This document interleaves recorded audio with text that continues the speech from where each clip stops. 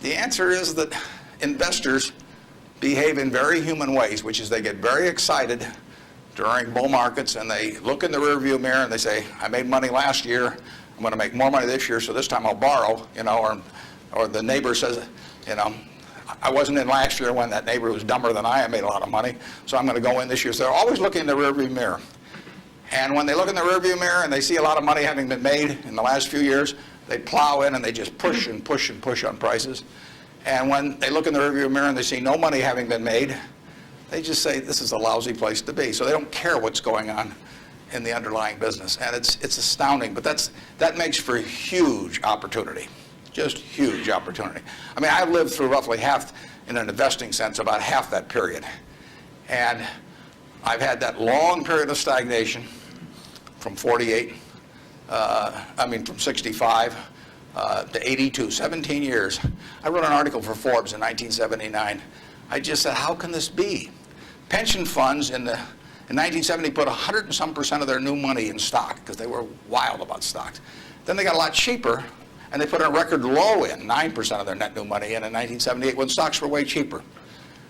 People behave very peculiarly in terms of the reactions because they're human beings and they get excited when others get excited, they get greedy when others get greedy, they get fearful when others get fearful, and they'll continue to do so. And you will see things you won't believe in your lifetime and securities markets. And the country will do very well over time, but you will see these huge waves.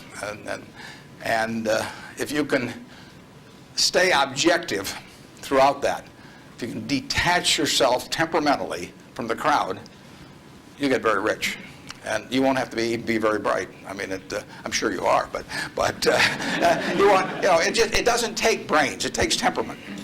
It takes the ability to sit there and look at something. When I started out in 1950, I would go through and find things at 2 times earnings, and they were perfectly decent businesses, and people wanted jobs at those companies, and everybody knew they were going to be around, and they wouldn't buy them at 2 times earnings, and that's when interest rates were 2.5%.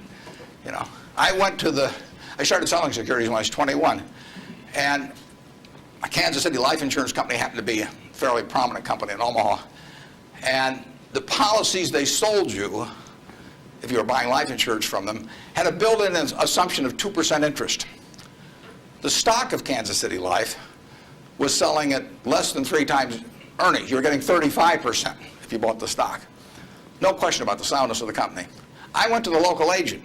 I figured, hell, I ought to be able to sell him a few shares of stock. I mean, the guy ought to understand it. He's got his whole life invested in this company. I went to the local agent who'd been with him for 20 years, and his name was Moose. And I said, Mr. Moose, I said, you're selling these policies with 2%. You may even have a few members of your own family, and you can buy into this company whose paycheck you depend on every month, and whose future your beneficiaries of these life policies depend on, and who you're selling them, a 2% investment on, and you can get 35% on your money.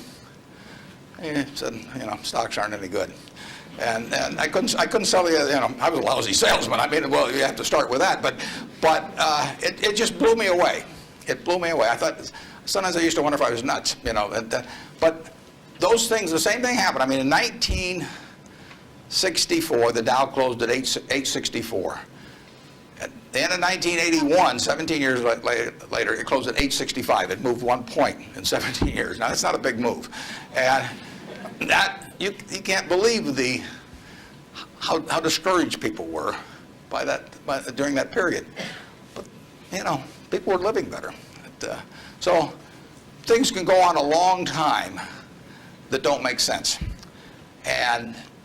But they do come to an end. I mean, the internet thing. I mean, you had these companies selling for many billions of dollars that had practically no prospects of making any money. That's a bubble. But Herb Stein one time said, anything that can't go on forever will end. Now that seems pretty, but think about that. And particularly think about it next time you're inclined to do something just because the stock's gone up a whole lot, and your neighbor's made money or something. You've got to be, you just have to sit and think objectively and think about, would I buy this whole business? If it's an internet company that's got 100 million shares out and selling at 100, that's $10 billion. Is it worth $10 billion? If it's worth $10 billion, it's got to be able to give you, 700 or 800 million next year. And if it doesn't give you 700 or 800 million next year, it has to give you maybe 10% more than that the year after and continue to. There aren't a lot of businesses that can do that. And people just go crazy. And of course, it's fun. I mean, it's like that sign they put in brokerage offices that says, avoid hangovers, stay drunk. I mean, it's just so much fun to keep playing. But you got to do sensible things to get good results.